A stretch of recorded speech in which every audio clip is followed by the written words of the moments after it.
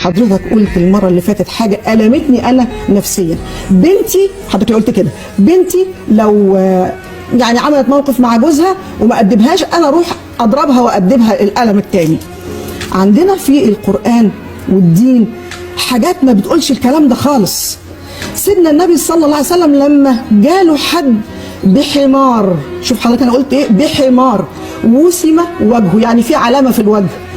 فالنبي صلى الله عليه وسلم غضب جدا وقال لهم ايه بنفس اللفظ كده: اما بلغكم اني قد نهيت عن وسم البهائم او لطم وجهها؟ حديث في مسلم، تقدر ترجع له.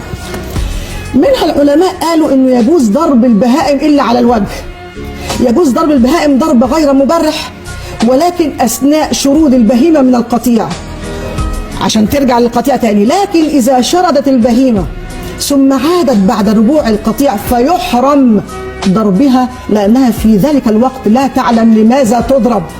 ده حتى البهيمه احنا مأمورين لما نيجي نذبحها نحد الشفره عشان ما نألمهاش ما نوجعهاش، ده البهائم. هل بقى النساء، المرأة اللي ربنا كرمها وسواها بالرجل واداها الحقوق دي كلها، تتضرب وتتضرب على الوجه؟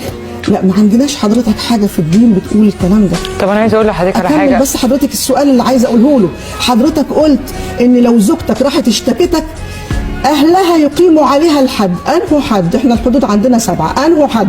طلع لي حد من الحدود اللي موجوده، السرقه ولا القتل ولا الزنا ولا القذف ولا اللواط ولا قطع الطريق ولا الحرابه؟ انه حد في الحدود دي ما ينطبقش عليها غير حد القتل؟ انه حد؟